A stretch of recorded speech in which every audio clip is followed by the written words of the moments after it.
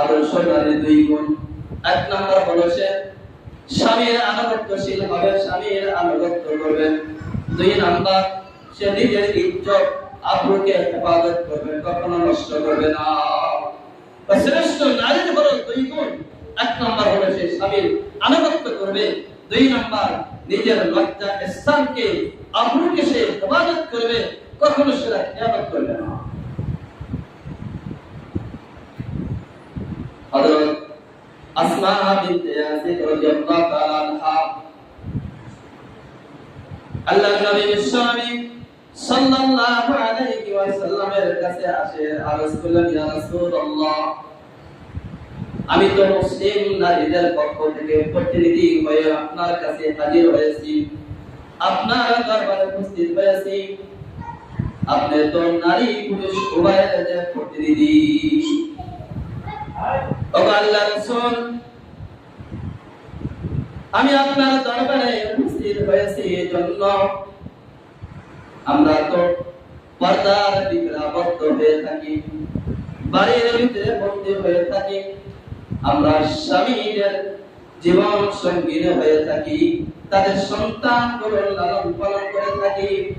এরপরও আমরা নারীরা পুরুষদের চাইতে, আমরা নারীরা স্বামীদের চাইতে, পুরুষদের চাইতে সবের দিক দিয়ে আমরা অগ্রগতি হতে পারি না। আমাদের স্বামী, আমাদের পুরুষেরা তো আমাদের চাইতে তারা সবের দিক দিয়ে অগ্রগামী হয়ে থাকে। আল্লাহর রাসূল, পুরুষেরা যে সমস্ত সবে অংশগ্রহণ করতে পারে আমরা কিন্তু পারি না। যেমন তারা জুমার নামাজে হাজির হয়, জুমার নামাজে উপস্থিত হয়, আমরা নারীরা জুমার নামাজে যাইতে পারি না। তারা জানাজার নামাজে শরীক হয়, আমরা জানাজার নামাজ পড়তে পারি না। আল্লাহ রাসূল বলেন, যে ব্যক্তি জানাজার নামাজে হাজির হলো, জানাজার নামাজ পড়লো, সে আখিরাত পরিমাণ সব পাইলো। আর যে ব্যক্তি জানাজার পড়ার সাথে সাথে ওই মৃত্যু ব্যক্তিকে কবরস্থ করলো, কবরের ভিতরে সমারোহ করলো, তাহলে ওই ব্যক্তি তো দুই কিরাত পরিমাণ সব পাইলো। ও আল্লাহর রাসূল, তারা তো এই সমস্ত সবের দিক দিয়ে আমাদের চাইতে পুরুষরা তো অনেক আগে। তিন নাম্বার, তারা হজের প্রভাস করতে চলে যায়, তারা জিহাদের ময়দানে চলে যায়, আমরা নারীরা জিহাদের ময়দানে যেতে পারি না। ও আল্লাহর রাসূল, পুরুষরা যখন হজে উমরা চলে যায়, জিহাদের ময়দানে চলে যায়, তখন আমরা তাদের তিনটি কাজ করে থাকি। এক নাম্বার হলো তাদের মালের হেফাজত করি, দুই নাম্বার হলো তাদের পোশাক তৈরি করি, তিন নাম্বার তাদের সন্তানদের লালন পালন করি। ও আল্লাহর রাসূল, আপনার কাছে আমার প্রশ্ন হলো, এই অবস্থা থাকা সত্ত্বেও এমন অবস্থায় কি আমরা আমাদের স্বামীদের সবের অংশীদার হতে পারবো কিনা? আমরা তাদের বাড়ির সবকিছু আমরা মেনটেন করে সবকিছু হেফাজত করি, আমার স্বামী জিহাদের ময়দানে চলে যায়, ঘরে উমরাতে চলে যায়, আমরা সব কিছু গোছায় রাখি, আমরা হেফাজত করে রাখি। ও আল্লাহর রাসূল, তাহলে আমরা কি আমাদের স্বামীর ওই সমস্ত নেক কাজের অংশীদার হতে পারবো কিনা?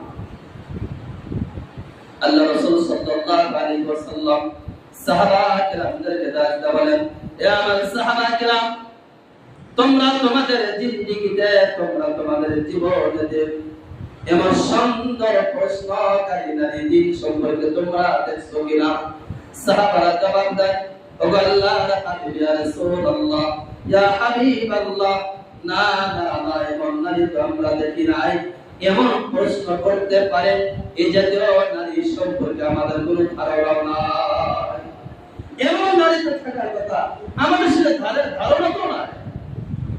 আল্লাহর নবী বিশ্বনবী রাহমাতুল আলামিন আসমা বিনতে ইয়াসির রাদিয়াল্লাহু তাআলা আনহাকে ডাকতে বলেন, হে আসমা, তুমি ভালো করে শুনে নাও, ইয়াদ করে নাও, মুখস্থ করে নাও, ভালো করে এই কথা বুঝে নাও এবং সমস্ত নারীদেরকে বুঝিয়ে দাও যাদের পক্ষ থেকে তুমি প্রতিনিধি হয়ে আমার কাছে আসছো। যে সমস্ত নারীরা তিনটা কাজ করবে। এক নাম্বার হলো যে সকল নারীরা তার স্বামীর, যার স্বামীর সাথে উত্তম ব্যবহার করবে। আল্লাহ রাসূল বলেন, যে সমস্ত নারীরা তাদের স্বামীর সাথে উত্তম ব্যবহার করবে। দুই নাম্বার, তার স্বামীর থেকে সন্তুষ্টকে তালাশ করবে, এমন কোন কাজ করবে না যার দ্বারা স্বামী অসন্তুষ্ট হয়। প্রত্যেকটা কাজের ক্ষেত্রে স্বামীর সন্তুষ্টকে সে তালাশ করবে। 3 নাম্বার হলো সে তার স্বামীর আনুগত্য অনুযায়ী আমল করবে। এই 3টা কাজ যে সমস্ত নারীরা করবে, রাসূল বলে তোমাদের যে পুরুষেরা স্বামীরা জিহাদের ময়দানে গেল, হজ উমরাতে চলে গেল, অন্য অনেক কাজেতে অংশগ্রহণ করে, নারীরা যেগুলোতে অংশগ্রহণ করতে পারে না, আল্লাহ রাব্বুল আলামিন তোমরা এই 3টি কাজ করার কারণে ওই সমস্ত পুরুষদের সমপরিমাণ সওয়াব দান করবে। তোমরা যদি 3টা কাজ করো, স্বামীর সাথে উত্তম ব্যবহার করো, 2 নাম্বার হলো স্বামীর সন্তুষ্টকে তালাশ করো, 3 নাম্বার তার আনুগত্য যদি আমল করো, এই 3টা কাজ যদি তোমরা করো, তাহলে স্বামীরা পুরুষেরা যে সমস্ত সওয়াবের কাজে অংশগ্রহণ করবে, তোমরা পারবে না তাদের সমপরিমাণ তোমাদেরকে সওয়াব দেওয়া হবে। আসমা বিনতে ইয়াজিদ রাদিয়াল্লাহু তাআলা আনহার কথা শুনে আল্লাহ রাসূল সাল্লাল্লাহু আলাইহি ওয়াসাল্লামের দরবার থেকে তিনি চলে গেলেন। ওই সমস্ত নারীদেরকে জানিয়ে দিলেন আল্লাহ রাসূল সাল্লাল্লাহু আলাইহি ওয়াসাল্লাম 3টা আমল শিক্ষা দিয়েছেন। এই 3টা আমল অনুযায়ী তোমরা আমল করো, তাহলে তোমরা পুরুষদের সমান তাদের সবের সমপরিমাণ তোমরা অর্জন করতে পারবে। আজকাল তো নারীরা দেখবেন স্বামী তো আনুগত্য করবে তো দূরের কথা, স্বামী যদি বলে ডান দিকে চলো, স্ত্রী বলবে না আমি বলছি বাম দিকে, তুমি ডান দিকে কেন, বাম দিকে আসো। আত্মাকে অনেক বিবৃতি এমন আছে, অনেক পরিবারে এমন আছে যে স্ত্রী তার স্বামীর উপরে কি করে আঘাত করে, হ্যাঁ, মায়ের বিভিন্ন কথা অনেক জায়গায় আসে। এটা তো সমস্ত নারীদের হয় কি জাহান্নাম। বা কোন স্বামী যদি স্ত্রীর উপরে অসন্তুষ্ট অবস্থায় যদি মৃত্যুবরণ করে, ওই স্বামী স্ত্রী সরাসরি কোথায় চলে যাবে? জাহান্নামে সে চলে যাবে। এজন্য আদর্শবান নারী যে দুটি গুণ আমি বলেছিলাম, আদর্শবান নারী দেখবেন আপনার নেককার নারীরা কখনো কোন কাজ নিয়ে কোনো কিছু নিয়ে স্বামীর সাথে ঝগড়া লাগাবে না, স্বামীর সাথে ঝগড়া করবে না। তারা সব সময় নিজের আদার কষ্ট হলো কাজ সমাধান করে কখনো স্বামীর সাথে রাগারাগি করবে না, স্বামীর অসন্তুষ্ট করে কোনো কাজ করবে না।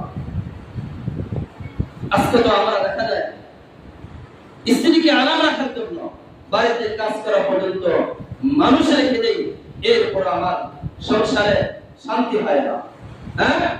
অথচ রাসূলুল্লাহ সাল্লাল্লাহু আলাইহি সাল্লামকে আল্লাহ রাব্বুল আলামিন এত কিছু দিয়েছেন, এরপরে নারীদের কি শিক্ষা দিয়েছেন দেখেন। আল্লাহ রাসূল সাল্লাল্লাহু আলাইহি ওয়াসাল্লামের ওয়ালিদারা টুকরা হযরত ফাতেমা রাদিয়াল্লাহু তাআলা আনহা, হযরত আলী রাদিয়াল্লাহু তাআলা আনহুর স্ত্রী হযরত ফাতেমা রাদিয়াল্লাহু তাআলা আনহা তার হাতের দ্বারা নিজ হাতের দ্বারা যাতায়াত করাইতেন, যাতায়াত করার কারণে তার হাতে পেশাব উঠে যেত এবং নিজ হাতের দ্বারা পানির মশকগুলো ভর্তি করে নিয়ে আসতেন। এই কারণে তার বকের উপরে দাগ পড়ে যেত। নিজের হাতের দ্বারা ঘরগুলো পরিষ্কার করতেন, তার কাপড়গুলো ময়লা যুক্ত হয়ে যেত। একদিন আল্লাহর নবী বিশ্ব নবী রাহমাতুল লিল আলামিনের কাছে কিছু গোলাম এবং দাসী হাদিয়া আসলো। আজ আলী রাদিয়াল্লাহু তাআলা আনহু তার স্ত্রী ফাতেমাকে বলেন, যাও তুমি তোমার পিতার কাছ থেকে দেখো কোনো গোলাম আনতে পারো কিনা, যার কারণে তোমার কষ্ট কিছু কমে যাবে। আর ফাতেমা রাদিয়াল্লাহু তাআলা আনহা স্বামীর কথাকে মানল, তার উদ্দেশ্যে তার পিতার কাছে চলে গেলেন। গিয়ে দেখেন তার পিতা হযরত মুহাম্মদ রাসূল সাল্লাল্লাহু আলাইহি ওয়াসাল্লামের কাছে অনেকগুলো মানুষ তারা বসে আছে, তারা ভিড় জমাইছে। আর ফাতেমা রাদিয়াল্লাহু তাআলা আনহা নিজের প্রয়োজনের কথা বলতে তিনি সাহস করলেন না, আবার বাড়িতে ফিরে আসলেন। আল্লাহর নবী বিশ্বনবী তার মেয়ের এই অবস্থাকে লক্ষ্য করে পরের দিন রাসূলুল্লাহ সাল্লাল্লাহু আলাইহি ওয়াসাল্লাম ফাতেমা রাদিয়াল্লাহু তাআলা আনহার বাড়িতে এসে জিজ্ঞাসা করলেন, হে আমার কলিজার টুকরা ফাতেমা, তুমি আমার বাড়িতে গিয়েছিলা, আমার কাছে চলে গিয়েছিলা, বলো তুমি কি জন্য আমার কাছে গিয়েছিলা? আর ফাতেমা রাদিয়াল্লাহু তাআলা আনহা জবাব দেয় না, লজ্জায় তার মাথাকে নিচের দিকে করে রেখেছে। হযরত আলী রাদিয়াল্লাহু তাআলা আনহু ডাকতে বলে, ইয়া রাসূলুল্লাহ, আমি তো আপনার কন্যাকে আপনার কাছে পাঠিয়েছিলাম, সে সারা দিন কাজে মগ্ন থাকে, সাংসারিক কাজগুলো সে ব্যস্ত, অনেক তার কষ্ট হয়। আমি তাকে পাঠাইছিলাম আপনার কাছ থেকে যেন কোনো গোলাম তা শিখে নিয়ে আসে, নিজের কষ্টকে লাঘব করার জন্য, নিজের কষ্টকে দূর করার জন্য আমি পাঠাইছিলাম। আর ফাতেমা রাদিয়াল্লাহু তাআলা আনহাকে আল্লাহ রাসূল সাল্লাল্লাহু আলাইহি ওয়াসাল্লাম আর ফাতেমা রাদিয়াল্লাহু তাআলা আনহাকে ডাকতে বলেন, ইয়া ফাতেমা ইত্তাকিল্লাহ, ইয়া ফাতেমা, হে ফাতেমা তুমি আল্লাহ তাআলাকে ভয় করো, হে ফাতেমা তুমি আল্লাহ তাআলাকে ভয় করো। ওয়া আত্তা ফরিদাতা রাব্বিকি, দ্বিতীয় নাম্বার তুমি তোমার ফরজ কাজগুলো যথাসময়ে আদায় করো। ওয়া মালি আমালা আহলিকি, তিন নাম্বার তোমার পরিবারের, তোমার সংসারের কাজগুলো তুমি নিজ হাতে দ্বারা করো। তাহলে আল্লাহ রাব্বুল আলামিন তোমার যতগুলো আমল আছে, এই আমলটাই আল্লাহ তাআলার কাছে সবচেয়ে গ্রহণযোগ্য। এগুলো তোমার নিজ হাতে করো, এগুলো মানুষের দ্বারা, দাস দাসীর দ্বারা তোমরা এগুলো কাজ তোমরা করে না। সাংসারিক অনেক কিছু কাজ আছে যেগুলো অপরজনের করার দ্বারা এগুলো লজ্জা অনুভূত হয়। এজন্য রাসূলুল্লাহ সাল্লাল্লাহু আলাইহি ওয়াসাল্লামের পরিবার থেকে হযরত ফাতেমা রাদিয়াল্লাহু তাআলাকে শিক্ষা দিলেন যে তোমার কাজগুলো তুমি নিজে করো, তোমার নিজ হাতে করা তোমার কাজগুলো তুমি সমাধা করো। কিন্তু আজকে সমাজে কি দাঁড়াইছে, আমার স্ত্রীকে 100 থেকে 100% আমি তাকে আরামে রাখতে চাইতেছি, কিন্তু স্ত্রী আমাকে শান্তিতে রাখতে দেয় না। স্ত্রী আমাকে সব সময় বাড়ি বলেন, সব দিকে আমাকে সে কষ্ট দেয়, আর আমার সাথে শুধু সব সময় সে ঝগড়া বেরিয়ে থাকে। হ্যাঁ, আজকে তো আমরা আমাদের স্ত্রীদেরকে এই সমস্ত আদর্শ থেকে, রাসূলের কন্যাদের যে আদর্শগুলো ছিল, এখান থেকে আমাদের স্ত্রীদেরকে আমরা দূরে সরাইছি শান্তিকে তালাশ করার জন্য। কয় না, এখানে আসলে শান্তি নাই, শান্তিটা হলো তোমার সেই স্বামীর আনুগত্যের ভিতরে। দেখেন এক সাহাবী স্ত্রী তার স্বামীকে কত বড় সে আনুগত্য করেছে। এক সাহাবী তার স্ত্রী, সে তার স্ত্রীকে নিয়ে একটি বাড়ির দ্বিতীয় তলায় সে থাকে, আর নিচতলা তার স্ত্রীর বাবা মা থাকে। স্বামী যখন সফরে চলে যায়, তার স্ত্রীকে ডাকতে বলে, তোমার যাবতীয় প্রয়োজন জিনিসগুলো আমি তোমাকে দিয়েছি, এই জন্য তোমার নিচে নামার কোনো প্রয়োজন নাই, তুমি সব সময় দোতলায় থাকবা। স্বামী যখন সফরে চলে গেলেন, স্ত্রীর বাবা অসুস্থ হয়ে পড়লেন। এবার স্ত্রী আল্লাহ রাসূল সাল্লাল্লাহু আলাইহি ওয়াসাল্লামের কাছে সংবাদ পাঠালেন, ওগো আল্লাহর নবী, বিশ্বনবী রাহমাতুল লিল আলামিন, আমার স্বামী তিনি সফরে চলে গেছেন, আর আমাকে কথা বলে গেছেন আমি যেন নিচতলা না নামি, দোতলা থেকে নিচে না নামি। এখন তো আমার বাবা অনেক অসুস্থ, আমি এখন নিচে নামতে পারবো কিনা? আল্লাহ রাসূল বলেন, না, তোমার স্বামী তো তোমাকে নিচে নামার জন্য আদেশ দেয় নাই, এই জন্য তোমার নিচে নামার কোনো প্রয়োজন নাই। এই কথা শুনে স্ত্রী নিচে নামলো না। এক পর্যায়ে তার বাবার অসুস্থতা বেড়েই চলছে, এক পর্যায়ে তার পিতা দুনিয়া থেকে বিদায় হয়ে গেলেন। এবার স্ত্রী রাসূলুল্লাহ সাল্লাল্লাহু আলাইহি ওয়াসাল্লামের কাছে সংবাদ পাঠালেন, ওগো আল্লাহর রাসূল, এখন তো আমার বাবা চিরদিনের জন্য দুনিয়া থেকে বিদায় হয়ে গেলেন, শেষবারের মতো আমি আমার বাবার চেহারাগুলো দেখতে পারবো কিনা? আল্লাহ রাসূল বলেন, না, যেহেতু তোমার স্বামী তোমাকে অনুমতি দেয় নাই নিচে নামার জন্য, এই জন্য তুমি তোমার বাবার চেহারা দেখার অনুমতি নাই। তোমার স্বামী যেহেতু তোমাকে নিচে নামার অনুমতি দেয় নাই, এই জন্য তুমি কি করতে পারবে না? নিচে নামতে পারবে না। স্ত্রী অনেক কষ্ট করে ধৈর্য ধারণ করে নিজের বাবা শেষবারের মতো দুনিয়া থেকে বিদায় হয়ে যায়। এক্ষেত্রে তার স্বামীর 100 থেকে 100% সে আনুগত্য করেছে, তার বাবাকে দেখার জন্য নিচে নামে নাই। আল্লাহ রাসূল সাল্লাল্লাহু আলাইহি ওয়াসাল্লাম বলেন, যখন তার পিতার যখন সমস্ত কাজগুলো কাফন দাফন কবরের ভিতরে সমাবেশ করা হলো, আল্লাহ রাসূল ওই নারীকে সুসংবাদ দেয়, হে মহিলা সাহাবী, তুমি শুনো, ভালো করে শুনে রাখো, আল্লাহ তাআলার পক্ষ থেকে তোমাকে সুসংবাদ দেওয়া হয়েছে, তোমাকে সুসংবাদ জানানো হয়েছে, আমি তোমাকে সুসংবাদ দিতেছি, তুমি তোমার স্বামীর আনুগত্য করার কারণে, তোমার বাবার চেহারাকে না দেখার কারণে, এই ক্ষেত্রে তোমার স্বামীর আনুগত্য করার কারণে আল্লাহ তাআলা তোমাকে সুসংবাদ দিয়েছেন, তোমার বাবার অতীতের সমস্ত গুনাহগুলো ক্ষমা করে দিয়েছে। তো তোমার বাবা অতীতে যা গুনাহ করেছিল, তোমার শুনে ধৈর্য ধারণ করার কারণে, তোমার স্বামীর আনুগত্য করার কারণে আল্লাহ তাআলা তোমার বাবার সমস্ত গুনাহগুলো ক্ষমা করে দিয়েছেন। এখন বলেন, আমার আপনার স্ত্রী বর্তমান সময় যদি সংবাদ শুনে যে তার বাবা মারা গেছে, একই বাড়িতে নয়, এখান থেকে আরো মনে করেন 2-4-5 ঘন্টা যাওয়া লাগবে, এমন স্ত্রী খুঁজে পাওয়া যাবে। আপনি যদি কোথাও বাইরে থাকেন বা প্রবাসী থাকেন, আপনাকে ফোনও করবে না, সে চলে যাবে তার বাবাকে দেখার জন্য। হ্যাঁ ভাই, এটা হলো স্বামীর অনুমতি ছাড়া, নিজের বাড়ি থেকে, স্বামীর বাড়ি থেকে কোথাও বাড়ানোর অনুমতি তার নাই। বা স্বামীর অনুমতি ছাড়া একজন ভিক্ষুককে দেশে ভিক্ষা দেবে, এটাও তার অধিকার নয়। যদি স্বামীর অনুমতি দিয়ে থাকে, হ্যাঁ আমার বাড়িতে কখনো যে ভিক্ষুক আসে, তারা আমার অর্থ সম্পত্তি থেকে যে কোনো সময়, যে কোনো অবস্থায় তুমি তাদেরকে দিতে পারো, এই অনুমতি দিয়ে থাকলে সে সব সময় দিতে পারবে। এজন্য রাসূলুল্লাহ সাল্লাল্লাহু আলাইহি ওয়াসাল্লাম বলেন যে জান্নাতি মহিলারা হলো, যে সমস্ত নারীদের ভিতরে 4টি গুণ পাওয়া যাবে তারা হলো জান্নাতি। আর জান্নাতের 8টি দরজা থেকে যে কোনো দরজা দিয়ে তারা প্রবেশ করতে পারবে। এজন্য আমাদের নারীদের ভিতরে সেই গুণগুলো আছে কিনা, আর সেই গুণগুলো থাকার জন্য প্রথমে যে কথা বলেছিলাম, দিনদার নারীকে বিবাহ করতে হবে। وقال رسول الله صلى الله عليه وسلم إذا صلت خمسها وصامت شهرها وأحسنت فرجها وأطاعت بعلها। আল্লাহ রাসূল সাল্লাল্লাহু আলাইহি ওয়াসাল্লাম বলেন, যে সমস্ত নারীদের ভিতরে 4টি গুণ পাওয়া যাবে তারা জান্নাতি নারী। জান্নাতের 8টি দরজা থেকে যে কোনো দরজা দিয়ে তারা প্রবেশ করতে পারবেন।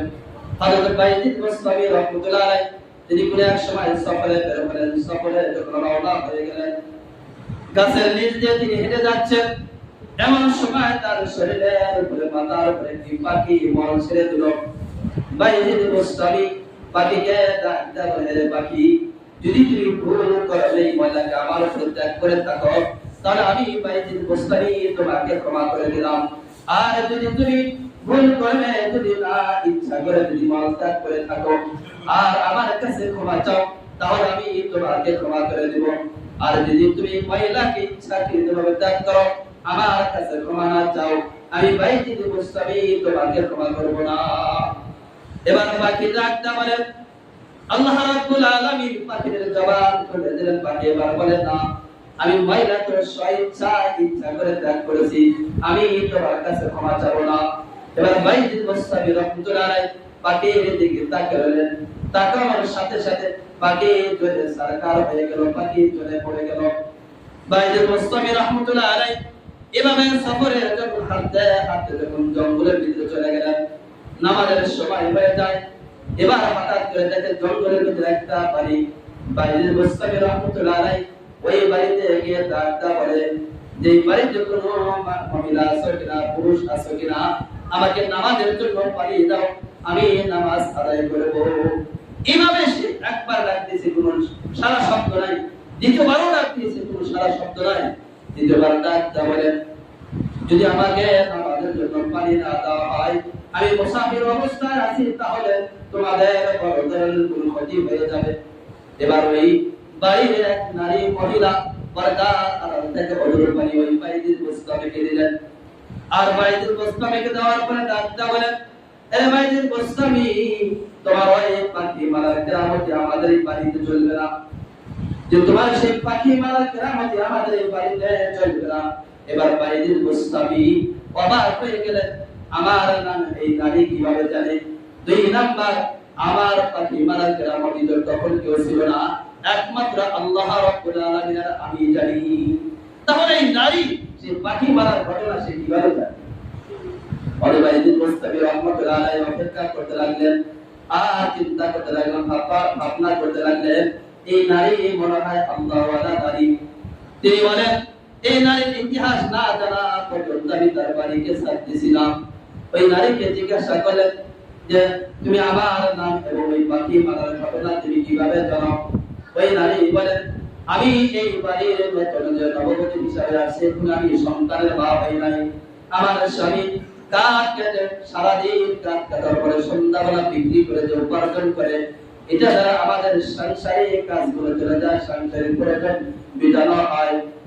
কিন্তু আমি ৫ ওয়াক্ত নামাজ আদায় করি এবং আমি আমার ৫ ওয়াক্ত নামাজ আদায় করার সাথে সাথে আমার লজ্জা স্থান আমি যে আব্রু দ্বারা থেকে রাখি, আমি পর্দাতে থাকি, আমি রোজা রাখি, আমি ৫ ওয়াক্ত নামাজ আদায় করি। আর ৫ ওয়াক্ত নামাজ আদায় করার পরে আমি মুরাকাবা যখন বসি, সারা দিনের ভিতরে যে সমস্ত ঘটনাগুলো ঘটেছে সব ঘটনাগুলো আল্লাহ তাআলা আমার সামনে উপস্থিত করে।